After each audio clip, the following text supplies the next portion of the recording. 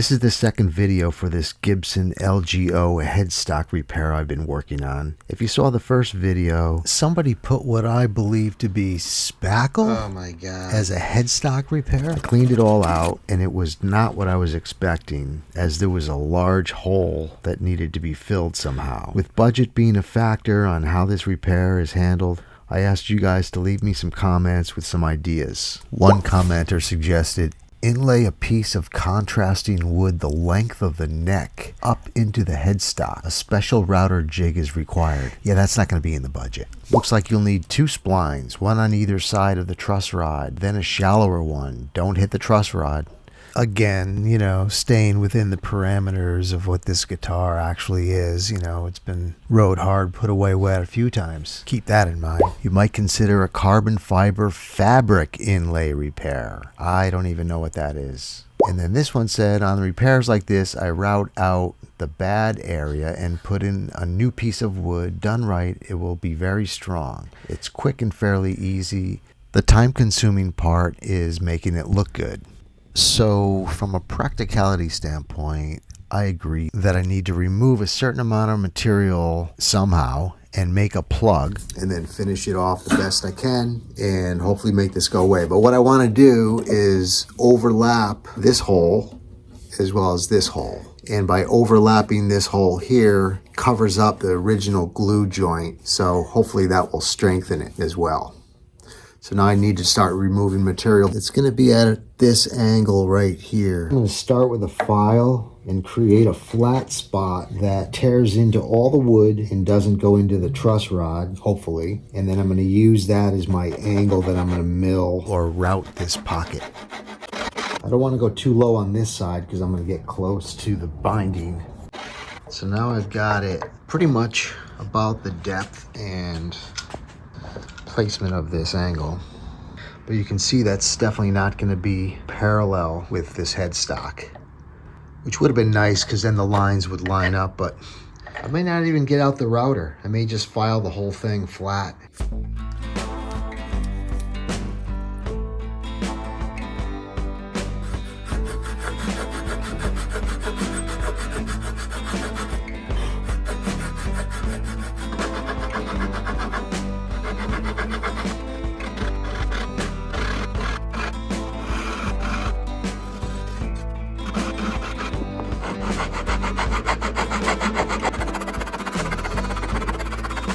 This file has a safe edge on this side. It also has serrations on this side. So I'm going to be flipping back and forth between the sides.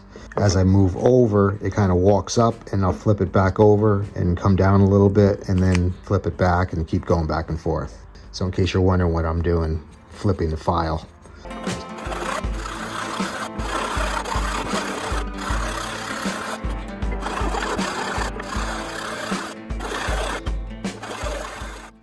Okay, now I've got this side cut, squared up pretty good. So now I got to do this other side here. And ultimately what I'm going to do, I want to have this side and this side be slightly tapered. So when I put this plug in, as I tap it in, I'm going to tap it down and this way. So that wedge will kind of tighten up any gaps that's in there.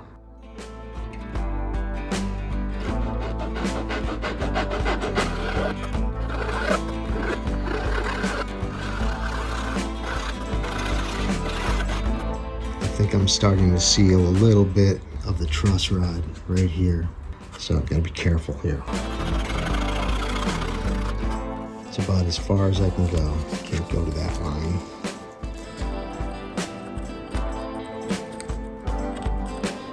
See a little bit of that truss rod peeking through.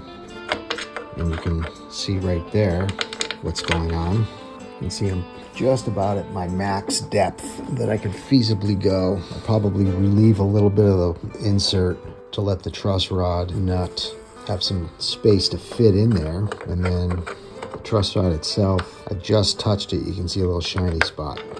That shouldn't compromise it at all. Keep your fingers crossed. Okay, now let me make a plug for that. See if I can get something to fit in there. Okay, now I got this plug that is tapered, so as I push up, it gets tighter. And I can see that I got the pretty good judge of the angle on both sides. So now I just need to take off a little bit more material off of maybe this backside here until I can slide this up into position. Got to go a little bit farther. A little bit more. Okay, I'm going to stop there on the block and I'm going to work on the neck, tighten up these corners, evening up these surfaces here a little bit, and that'll take a little bit of material off, and hopefully that plug will slide right in.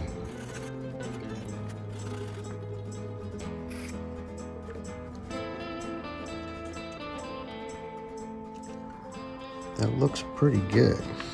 A little bit of a gap, which I'm pretty sure the corners are just maxing out. So let me work a little bit on the corners and get that a little bit tighter. Okay, just going back and forth a few times. That's really tight now. So I think I'm just gonna go ahead with that. Okay, took a little bit of bulk off it. But what I wanna do is relieve the underside. I wanna relieve a little bit for this. Generally in this area right here. Okay, now there's just a little bit of a pocket right there. Just want to make sure it's still got the wrench in, no problem. Okay, now I'm ready to glue it.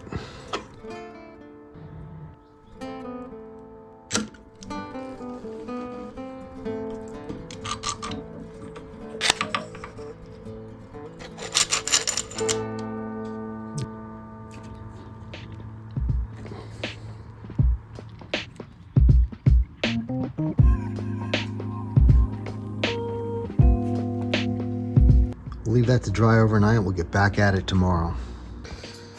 Okay, the plug's been drying for a couple of days now. Now we're going to go ahead and shave this down to meet this contour. I'm going to start with a chisel, and then I'll start filing and sanding it to fit.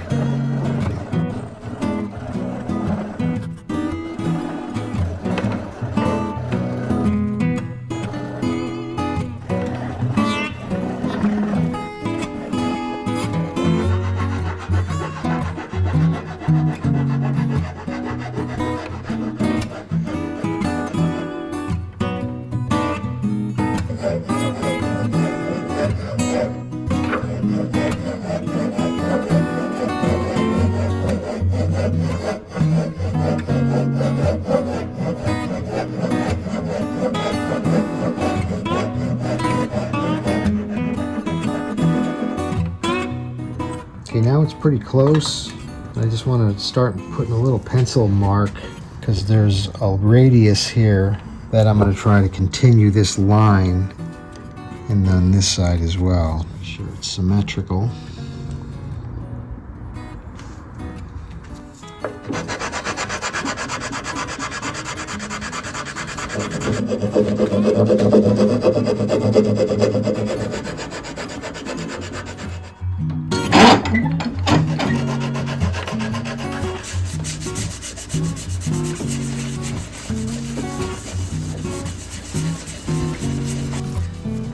Now switching over to the front of the headstock, I need to start by scraping off some of the old glue remnants.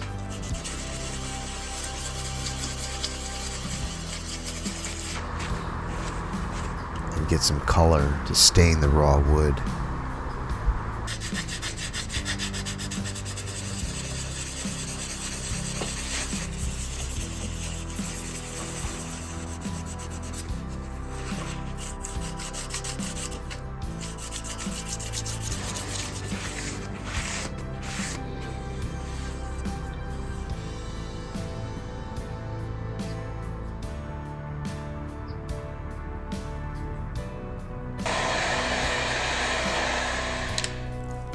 Now this plug needs to be stained to match as well.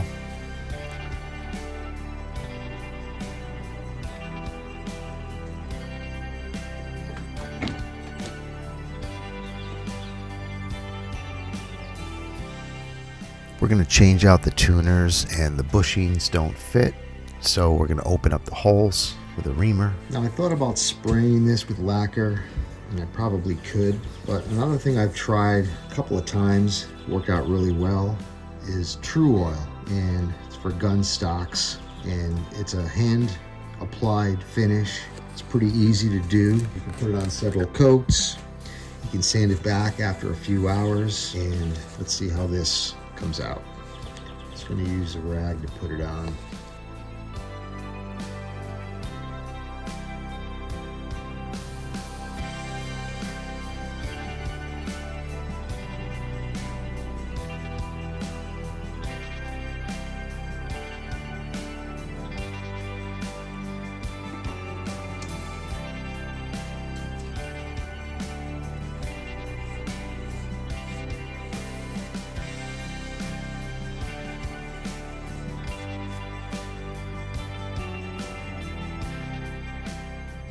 The only thing I don't like, you can see the whole seam, it's colored, so I'm going to scuff it up and I'm going to drop in a little fill and finish and then level this off, and that should make this look 90% better.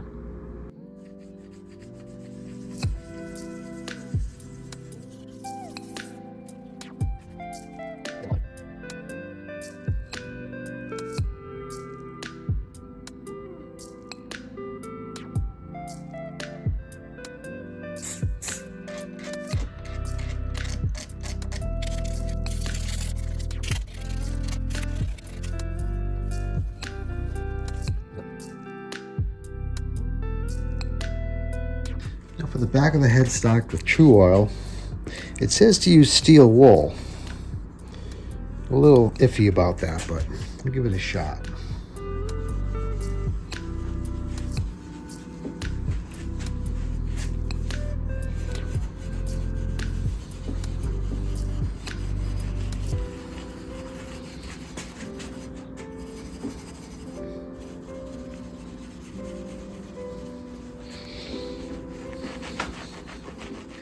A lot of people commented about this bridge, that it should be removed, should be replaced. I 100% agree with that. Somebody said one way to kind of get rid of this dullness is to try Armor All. So I have a little Armor All on here. Let's see what that does. Well, it does look better. Darkened it right up. And with that, the only thing left to do is get some strings on it and do a quick setup. Plastic saddle, plastic bridge. Not good.